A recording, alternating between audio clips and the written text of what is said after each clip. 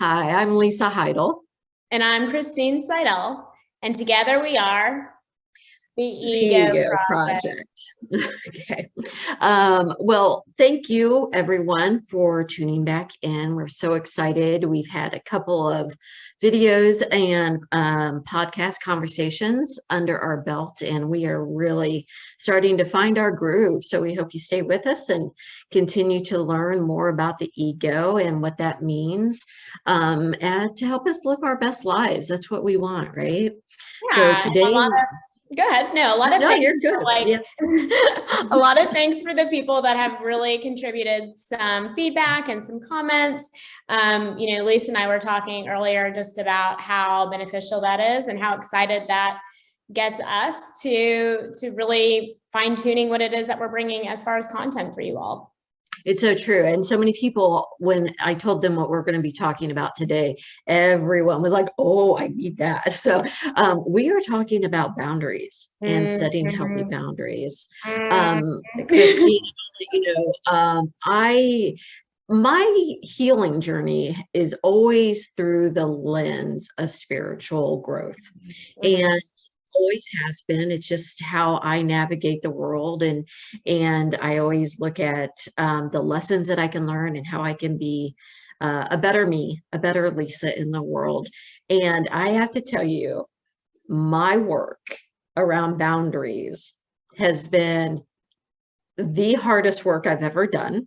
Yes. And the most important work that I will probably ever do. And that's how it works. The hardest work is always the truest and the most important work that we need to do. And that's if we see and feel that it's hard, we know that it's true and we know that it's needed. Yeah. Oh, that's good. And there are times when I'm like, one, I don't understand what boundaries are. And then there's other times when I'm learning that, oh, that's not a boundary. That's a wall. That's me not wanting to be vulnerable. Exactly. And learn and trying to figure that out. And then I'm like, oh, there's such a thing as porous boundaries. Like, oh, there's so much to this. So let's go ahead and get started. I have questions for you. Once again, please put your comments in here when you hear, a boundary, does aspect that connects with you, resonates with you as well. All right, so we're going to go ahead and get started. Okay, so the very first question, what are boundaries, Cristine? What are boundaries? I mean, it's such a broad question, but it's actually very simple in its explanation. Boundaries are the terms and conditions that we put in our life to bring us back to healing, right? So boundaries are really, and I love that you brought up the spiritual component of it, right? Because boundaries are the things that when we don't have them, we feel the wounding, right? So last time we talked about the wounding ego and how the wounding ego feels and processes that feeling to be a truth statement, right?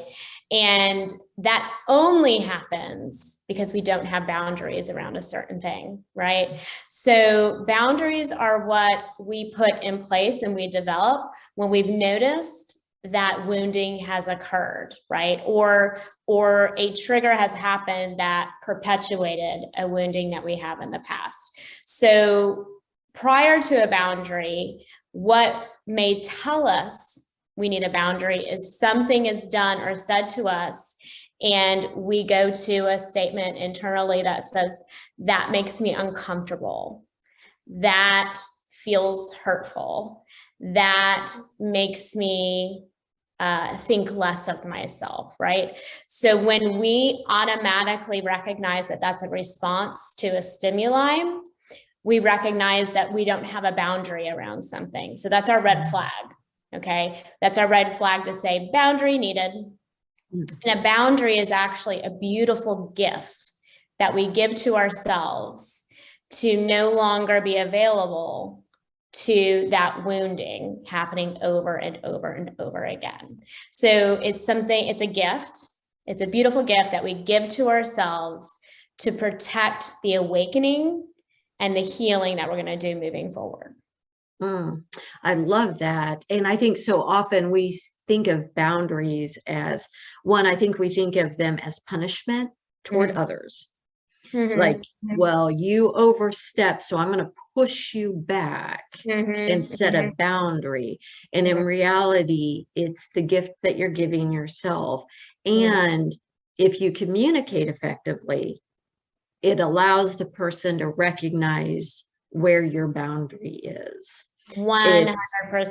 Yes. Clear as kind. Yeah, clear as kind. And I think that you hit the nail on the head in that, you know, boundaries to people feel like punishment. And that's because we often use the language of, you did this, you did that. I'm not your friend anymore. That's my boundary. Sorry. Right. Instead of using language that honors ourselves. Right. And that might sound like, it makes me really uncomfortable when we have conversations and there is words and threats from the past or whatever, and I'm not available for that anymore. For myself, for where I'm going, for the healing I'm doing, I'm no longer available to participate in those conversations anymore. Right. So that's the boundary. Sorry, I interrupted you there. So if I said to someone, I'm not available to that anymore, and because we're all human on our own healing path, then the next conversation that I had with that person, that I said I'm not available for that anymore, they did it, and I did not say, I said that this is not something that I want, and so I'm going to remove myself from this conversation because I'm uncomfortable. If I do not do that, what does that communicate to the person about my boundary setting? That it is not authentic and that it is penetrable, right? And so that's where we have to be very careful with people that we have in our lives, that if they don't honor our boundaries, and then two, they recognize that we have a hard time enforcing our boundaries, what are they doing with that information? Are they manipulating the situation to be like, oh, look, I can actually, manipulate this because you won't really honor your boundary? That's, and as we learn to set boundaries, we do have a hard time, with the language and with the building that habit, right? And so that's a very interesting period of time where we are really becoming observers of the people in our lives. And will they honor our boundary, even if we have a hard time honoring it ourselves? I started seeing a new therapist, and I was telling her, I don't have any trouble with boundaries. I can say no. I was like, I have trouble with the pushback on boundaries. She's like, then you have trouble with boundaries. I was like, no. I'm down with the boundaries. Yeah. I can say no. So she's like, you're just teaching them that they just need to ask you twice.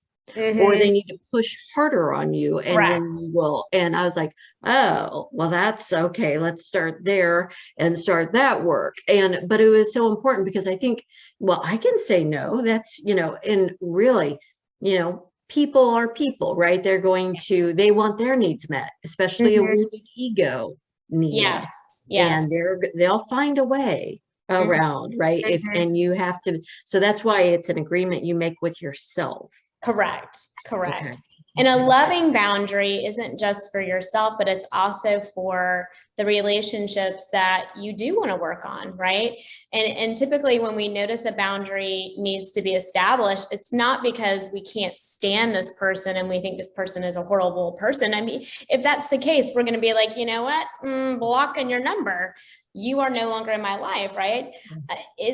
It's communicating things to relationships where we are hopeful that growth and healing can occur. And so it's not only a beautiful gift to yourself, but it's a beautiful gift to them. And that's why we have to be really mindful of the language we use when communicating our boundaries, that we don't project blame, shame, and judgment on them, because again, they may be operating from a wounded ego as well, right? And we want, spiritually, we send out light and love to everybody, right? We ultimately believe that most people are good, and should be receiving love, regardless if it's something that we actively give them or we just send that vibrationally to them. So when we use the language of boundaries, we're very explicit in explaining why the boundary is needed and what they can do in the future to honor that boundary, and or to use different language to avoid me needing to use that boundary with them. So it is about the communication. I'm a strong, I thought I was very aware of this, but I'm now starting to understand it better, that even if you communicate effectively and you use it really is about whether they can comprehend you. Right. So you have two different levels there, right? Your communication and comprehension. Yeah. So how do we set boundaries within our lives, understanding that there's two components to it? It's not just what you say, it's their ability to comprehend it. How do we do that? Well, I guess, this goes into the concept of relationship reciprocity, right? No relationship is only a giving, and no relationship is only a taking, right? And so when we are establishing boundaries with people, we give them the boundary, we communicate it in a kind, respectful, loving way, because again, it is our hope that they will honor it, and we will continue having and moving towards a healthy relationship, right? So we give that, right? Now, how they receive that is their choice, right? We are no longer responsible for their decision and their choice at that point. So if they receive that and they choose to honor it, then we get to continue, the awareness of what is needed to build a beautiful, healthy relationship, friendship, partnership, whatever. If you give it, they don't receive it. And actually, sometimes they use it to harm you, right? By making fun of it or continuously trying to break it or override it. Then we step back even more and we say, okay, because you didn't honor this boundary, here is a new boundary. And this boundary is going to be more clear, more explicit, with higher expectations and consequences, right? So we are always evaluating the people in our lives and whether or not they can honor our boundaries. And sometimes we get to a place where we recognize this person cannot honor my boundaries. And so that boundary needs to be no contact. Anytime we try something new, as you said, it's uncomfortable. There's some discomfort.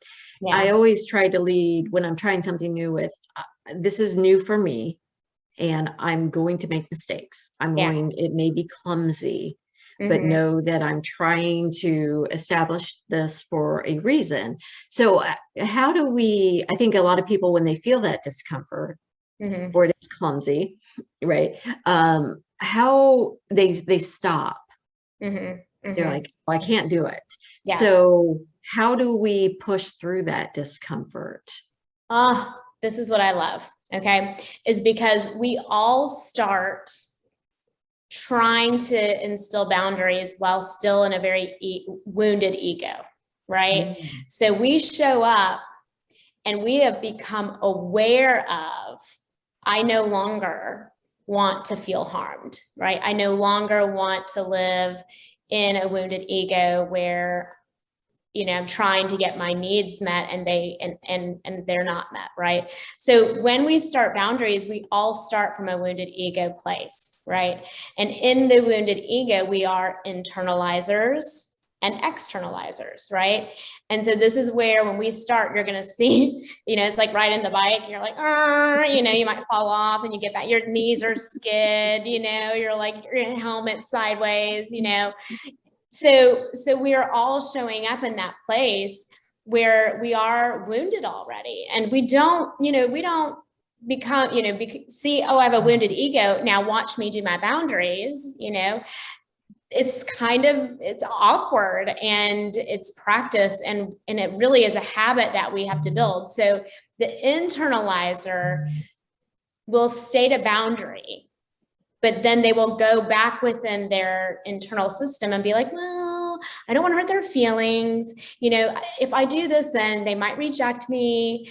And, maybe I'm overthinking things. Maybe I'm being a prude, so the internalizer will doubt, right? And so then you see this boundary kind of like, well, yes, I didn't want to date you while you were in rehab or jail, but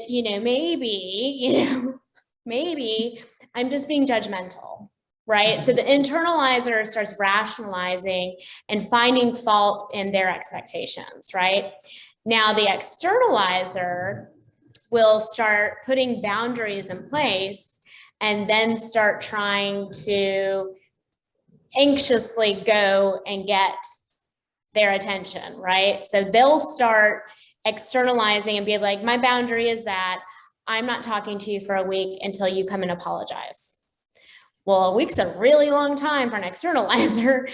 So then they might be sending texts, or, they start, calling or driving by their work, right? So they're doing things because they're like, oh, I'm going to be rejected if I hold this boundary. So when the wounding is still there, even when we're trying to do boundary work, we still fall into those habits of our internalizer and externalizer because we're worried we're going to be rejected if we hold on to our boundary. I have to say, truly, I mean, it's so true, right? I mean, we don't start setting boundaries. I mean, if we're already able to set boundaries easily and there's no issues, we're way into our healing journey. Correct. Right? Correct. We've been down the path, and we've been doing this. We're putting into practice, and we're doing it, I wouldn't say effortlessly, but it's easier. So anytime someone first starts, they're in the wounded ego. Yes, 100%. Yeah. Yeah. Oh, that's so amazing. And it really does, when it makes you, knowing that makes you more gentle with yourself, but also more gentle with others. Absolutely. Absolutely. And, again, we are all working towards getting to that place where we are more self-actualized, right? Where we are most in alignment with our true self. But that is this building process, right? You don't go from awakening and awareness to self-actualization. That is awakening and awareness is like this short period of time, and it's beautiful because you're like, whoa, that's amazing, right? It's after that point that you're actually doing the work. You're practicing the skills. You're having the ups and downs of, I'm so proud of myself. I honored my boundary. And then next week you're like, oh, I let them call me. Or, I went over to my mom's house again and she said that thing that she knows bothers me, so we're just constantly trying to build up that tolerance to be able to do that for the long term. So what are the benefits of setting healthy boundaries for yourself and for your relationships? Mm-hmm. Well, again, setting boundaries are calling us back to our true self, right? And we are only able to live our best lives when we are most in alignment with our true self, because that is ultimately our connection to the divine, right? Like we talked about last week, when we were born, we were nothing but good and beautiful and amazing, right? And it wasn't until we were told we were not that we started feeling pain, and we started feeling rejection and abandonment. So, getting back to establishing those boundaries is really getting us back to our true self, which is where we can be seen and heard and loved for who we really are. And other people doing that work means they get to be seen and heard and loved for who they are. And that's where you get real intimacy. Well, as we established the last time, I'm openly admitted that I'm an internalizer, Mm-hmm. and Hello, the I'm world. Christine. I'm an internalizer. And so I so recognize Mm-hmm. that aspect where I go back in, I start overthinking, and I'm also empathic. So I start feeling their disappointment or Yeah. imagining that I'm feeling, Yeah. I start mind reading. Well, they must Mm-hmm. think this about me, or, and so a lot of the continued damage of the relationship is happening Yeah. inside of me. Correct. It's not Correct. Yeah. happy. I mean, they're, out there playing golf or, Yeah. Yeah. on They're their like, boat. listen, the boundary wasn't held. I'm not doing anything wrong, right? Yeah. And so, can you talk a little bit of with how we recognize when someone is setting a boundary, someone that we care about is setting a boundary, Mhm. whether they're an internalizer or an externalizer? What does that look like for both so that we can recognize it? Or is that our job to recognize it? I would. Yeah, it's not our job to recognize how they're processing their boundary. When we are receiving the boundary that's been communicated to us, it is only our job to honor it. That's it, right? Mm. And that's, I think, what is so beautiful and simple about boundaries is that we don't need to know the why, actually, the more questions we ask about somebody's boundary, the less respectful we are being about it, right? Because in that questioning, we're projecting judgment, which makes people feel ashamed, right? Well, is there something wrong with me for having this boundary? And that's not okay, right? That's not a loving gesture within a relationship. And so when somebody communicates a boundary to us, whether we agree with it or not, we honor it. If we love that person, if we want to continue a relationship with that person, we honor it, right? And it is not our job to figure out how or why or anything like that. It's okay for us to check in and say, hey, am I doing okay with honoring your boundary? What else are you maybe needing, or am I doing too much of it? Like, give me a little read on how I'm doing with your boundary. That's a beautiful, like, loving gesture to give to somebody. But all we do is we receive it, we appreciate it, and we honor it, and let them do their work, because with that work, they are growing themselves, right? So, Oh, that's so yeah. good. Mm-hmm. Thank you. So the person I am today is not who I was a year ago, Mm-hmm. 6 months Mm-hmm. ago, definitely not 2 years ago. Yeah, Right, no right. one Yeah. is after everything we've been through, collectively. And then, of course, decades ago. So boundary setting requires negotiation sometimes, right? If you're Mm-hmm. in a relationship, your needs change, their needs change. So what happens when a boundary needs to be renegotiated? Right, right. Can you talk a little bit about that process? Yeah, so I think if it's the person in the relationship where the boundary has been communicated to, like, hey, I really need you to do or honor X, Y, and Z, right? And that person is sitting with that boundary and is getting some mixed messages and/or is feeling like something's not authentic, or that the boundary is actually harmful to the relationship. It's okay for them to come and say, hey, listen, it's been a couple weeks. I know you said this was a boundary that you needed, but I'm noticing that we're not actually getting better, or I feel like our relationship is actually being harmed. And so what is it that you've kind of come to terms with through holding this boundary, right?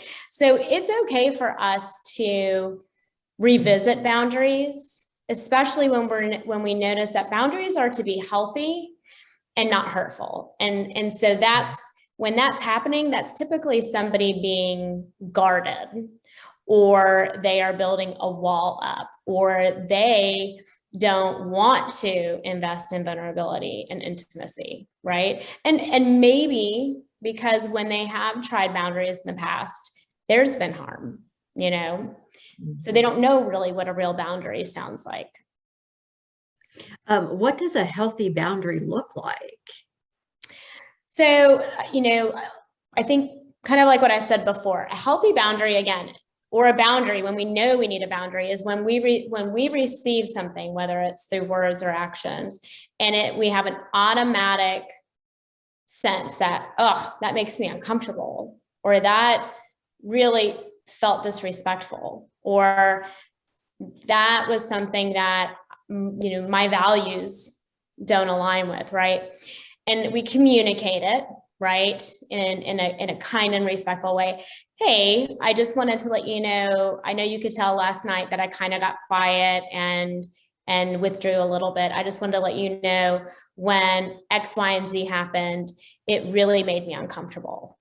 And so, for me, and what I need to feel safe and to feel healthy in this relationship is that we don't, talk about people in that way, or we don't keep doors open to exes that we've had sexual relationships with or whatever. That's something I need to be able to feel safe in this relationship.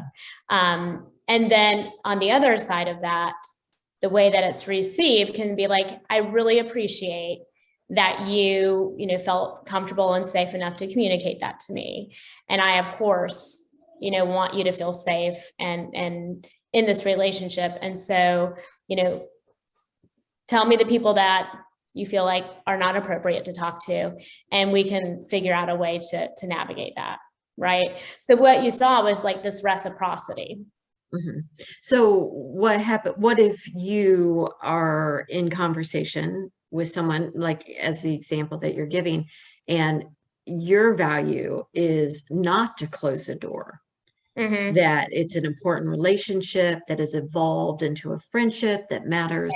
Right. How do you, as an example, and then the other partner was like, no, it's, you cut off and there's no communication. How do you navigate that?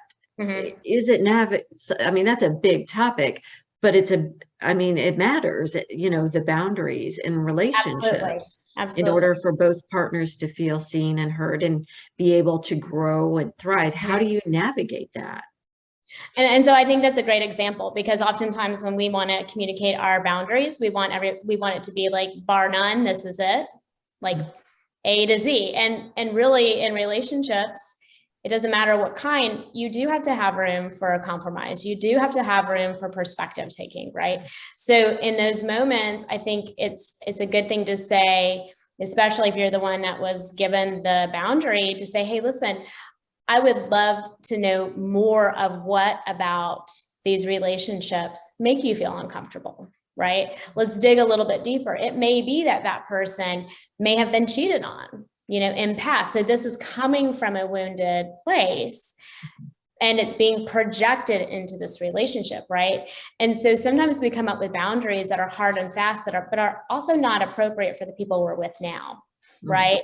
So it's okay, as we're learning boundaries, that maybe we do become very specific and finite in communicating with them, or communicating them, but we also sit with the other person so that they can help process through, is this the discomfort, or is it something else?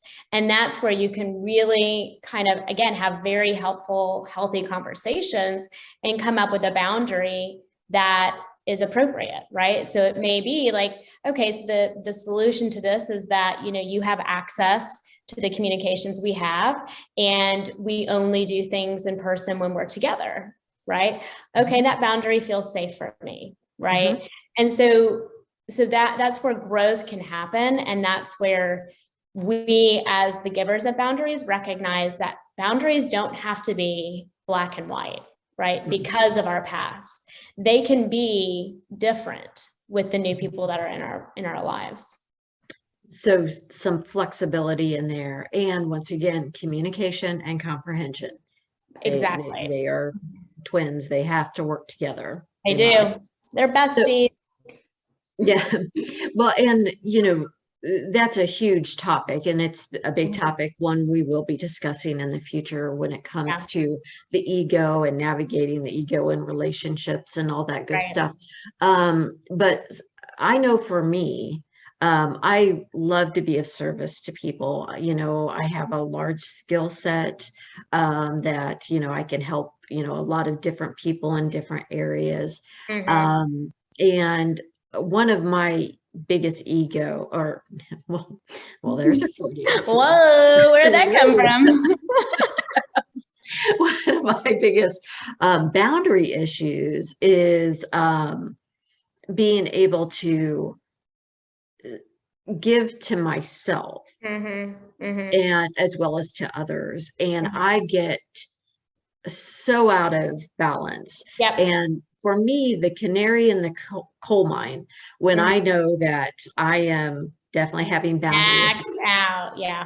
and my canary in the coal mine is resentment.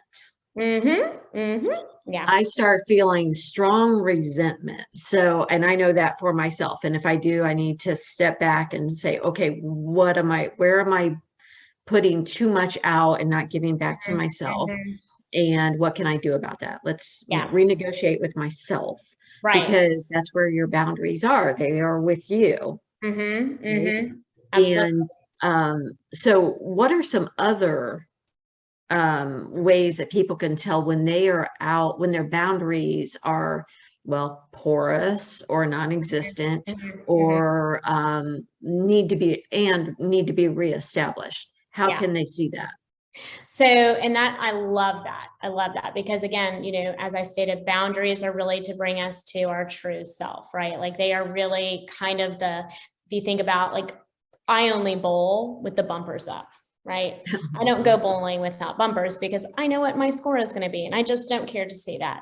So I bowl with my bumpers up, right? And so boundaries are like those bumpers, right? They are there to keep us going in the direction we need to go, ultimately to hit those pins, right? And so, boundaries are really for self-care too. If we are putting boundaries out there that are healthy and they're good and we express them and we're not porous, then we should feel calm and peace, right? And we should feel very much in alignment with we made the right decision, right? If we put out there a boundary and it creates some anxiety and it creates some feeling of resentment and it creates a feeling of overwhelm, then that is us actually not honoring the real boundary we need to have, right? So sometimes a boundary needs to be, no, I'm sorry, I can't do that. I have other commitments I need to address first, right? And for the internalizer, of course, that makes us feel guilty and ashamed because we should do, be, achieve, right? And so that's really, really hard because boundaries should keep us healthy.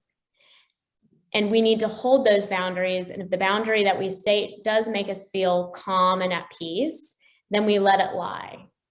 If the boundary we put in place gives us anxiety or overwhelm or whatever, we need to go back and look at it because that's eating away at our self-care. And that is my biggest issue with boundaries, is not honoring them when I know I need them. Mm. So if you're feeling that, then there's some wounding around that. Mm-hmm. And so you either need to really look at the boundary, see Yes. if it's what you need, or if it's set properly and all, Yep. or you need and work on the wounding. What Yes. caused, so as an example, if I'm spread too thin, I've said yes to too many things, why do I think that I need to hustle so much? Correct. That's So, the checking in with the wounding. What is the yeah. wounding saying? Yes, spot on. Mm-hmm. Okay. So, and that's more of an internalizer. Yes. And for an externalizer, what they may do is, they may set a boundary and then be like, no, so maybe relationships are a great opportunity to talk about boundaries. So maybe the boundary is like, Yes, we're in a committed relationship. That means that we're not giving attention to so-and-so or such and such. And then you don't get a text from your boyfriend that day. So you start going and messaging other people, right? It's like, well, wait a minute. There was a boundary that was put in place that I'm not honoring, but it's because I'm worried I'm not getting the attention I want from my person. So I need to go get it somewhere else. Right.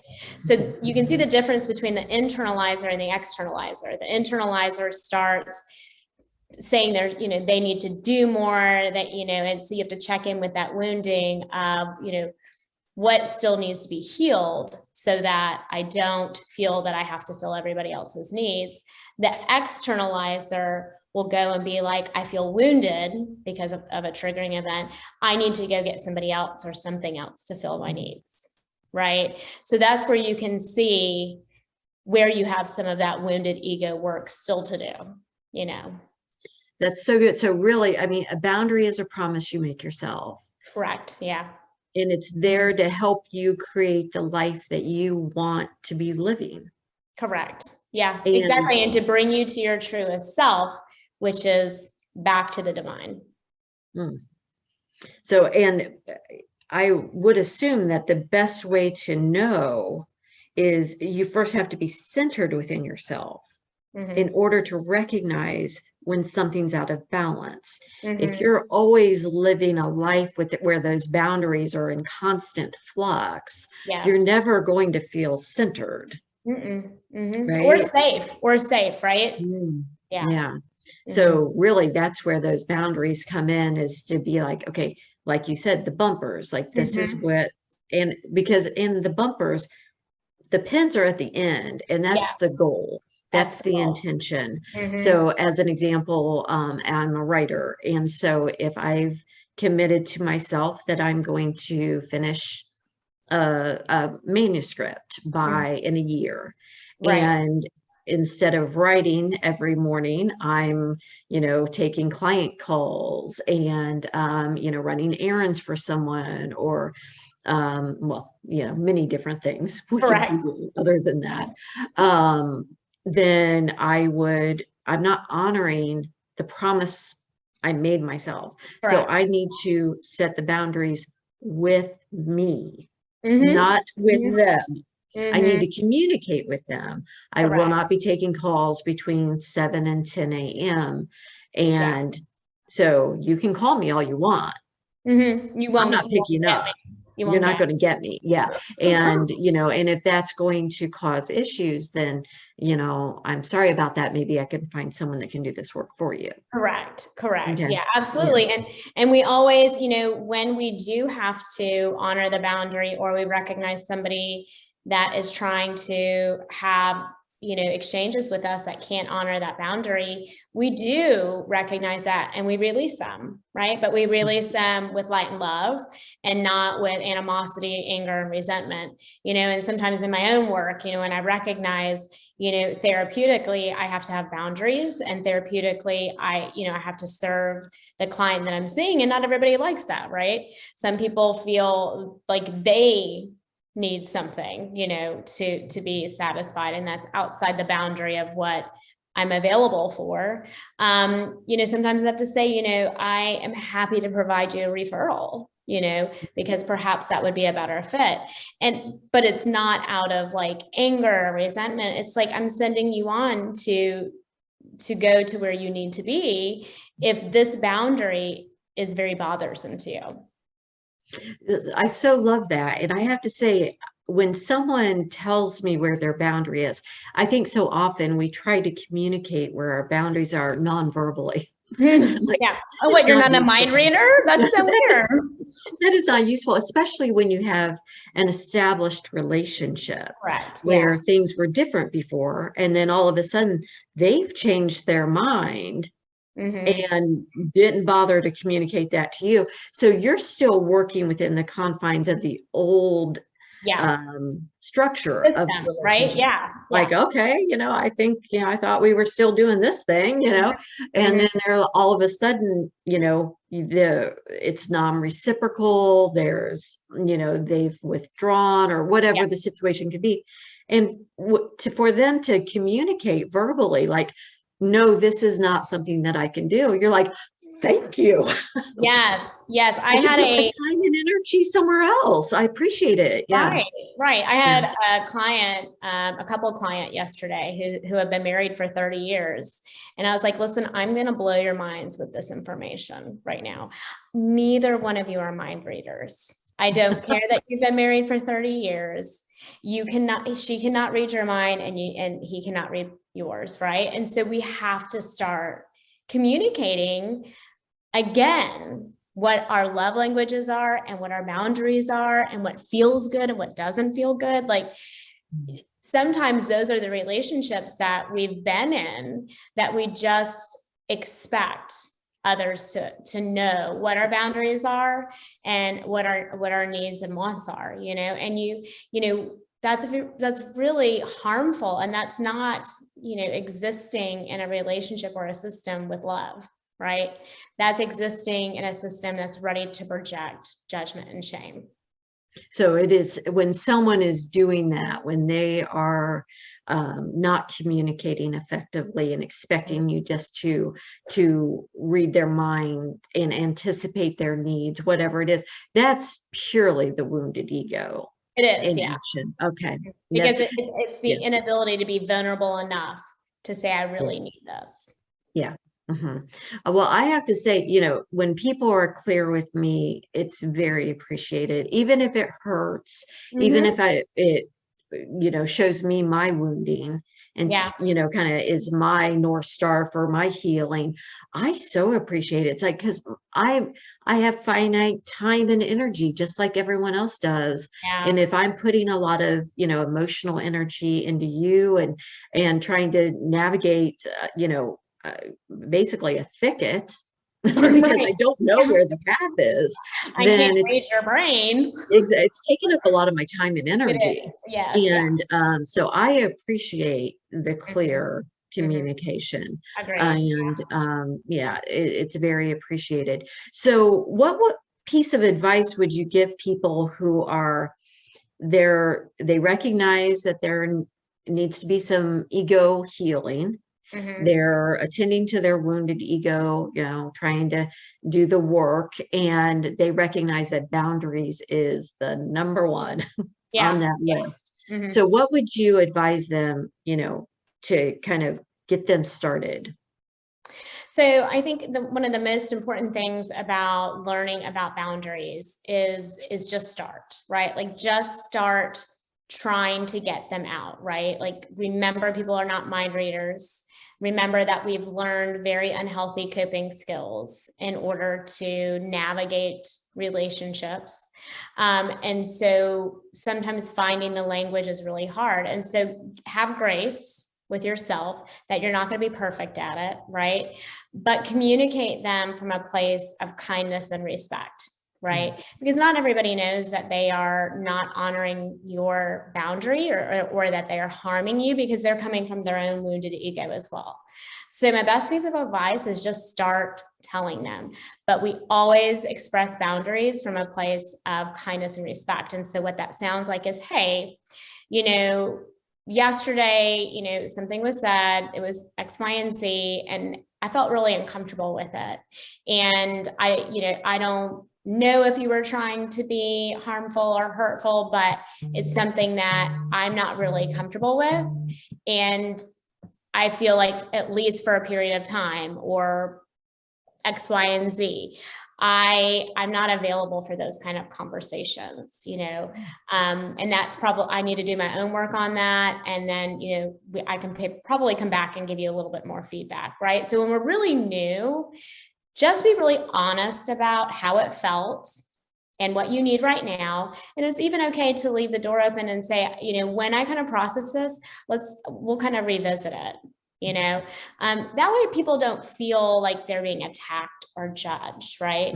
Now, if it's something that's overtly harmful, then we need to be very explicit in that too, right? Hey, when X, Y, and Z was said, that was really, really hurtful, and I'm not available for that. So if that's something you're going to choose to do, I'm choosing not to be around you, and it can be that simple. Mm-hmm. I think that's so great. And I think it's also, for me, with my boundary setting, when I have allowed it to go unchecked and I've, started to feel overwhelmed and stressed, and once again, the resentment starts to build, I remind myself that this person or these people that I've been doing this with, I've been telling them yes when I meant no. Exactly. Right. And Exactly. that's on me. Correct. That is 100% on me. And so that's where my grace starts is, I inadvertently lied to you. Yes. Really. I mean, I did. That's my accountability for that. And so moving forward from now on, when I give you a yes, you can trust that that yes is coming from an authentic, honest place. Yeah. And I think that's so wise. And I think that we all, and we will probably continue to find areas, and blind spots that, we may have felt like we were, going to be super solid in this boundary. And then we realized we weren't, and that we can't be angry and resentful at this person for it. I experienced that myself, a boundary that I thought I was going to hold hard and fast to, and I didn't. And yet I was projecting a lot of anger and resentment about it. And then I started being like, well, wait, I'm the one that's like not honoring it, right? Like they're just doing whatever it is that they want to do. I'm the one that's not honoring my own boundary because I'm they're not honoring it and I'm still present, so that's on me. So, we have to be very mindful of where do we place that accountability. And when we recognize that it's on us, that we come back to ourselves and say, and kind of say, I'm sorry, I didn't honor you, moving forward, here is the boundary I'm not willing to negotiate on, and holding fast on it. Yeah. And that is really where the work is the holding fast. And when you're willing to renegotiate it, that you communicate that. Yes. And both parties are open to it and available for it. Yeah. And that's what I love about these series. And we talked about this a little bit before we got on here, is that, not everybody is ready to go into therapy and do the work, as we call it. But the series is such a great way to get that psychoeducation, for you to have those light bulb moments of like, wow, yes, that rings true to me. And that is such a beautiful piece that happens in therapy, but it gets to happen here too, right? So we get to get the awareness and the understanding of where we are, so we start here and we grow a little bit in this awareness. After there, we got to do the work, right? And that's really hard. And that's great to do with a therapist, but we're also providing some of that feedback here too. So, if anything, I'm excited that this series is opening the dialogue about things that are like ding for a lot of people. And it starts them on that process of coming back to a healing place. I so agree. And the thing that I'm enjoying with this is, being an internalizer, all of my processing is done inside. But then in order to see if we've really healed, we have to do that in relationship. Yeah. With others, with the world, with, different things that we encounter. And so bringing this out and being able to see the view from an externalizer's position. I'm like, I didn't even understand. I thought they were stalking me. Right. It's like, no, they're just externalizing. Exactly. And please, not making jokes about stalking. If you have a stalker, address that and get some support with that. But definitely, I mean, it makes you see the world from, other people's viewpoints. Yeah. And their own experience from their own wounded ego, Yeah. And I think that's, what's awesome is, as we move into the next series, into the next episode, we get to see, what do we do when boundaries haven't been honored, or harm has been done. Like, how do we move out of that phase of a new wounding, right? How do we move into acknowledging and repairing relationships that we do want to invest in? Because we're not perfect people, right? We, myself as a therapist, I harm, right? I don't honor boundaries all the time. I say things, I do things that can be hurtful. How do we be humans, have boundaries, not always honor them, but still move on, So. Oh, that's so good, because I think that's so important as a reminder that this is a journey. We are on a healing journey, and not all of our wounding occurs in childhood. A lot of it does, especially when we reenact those wounds into adulthood as we're healing it. But there is space for healing and growth, and not all relationships are doomed to be roadkill, basically. I mean, they can be salvaged, and not just salvaged, but when you're vulnerable and you trust someone, and then you build on that, they can even be stronger. Correct. They can be even better than you ever imagined that they could be, as long as you're both willing to do the work. Yeah. And make the authentic repair. That's really when wounding occurs. Authentic repair is the only thing that will mitigate that harm.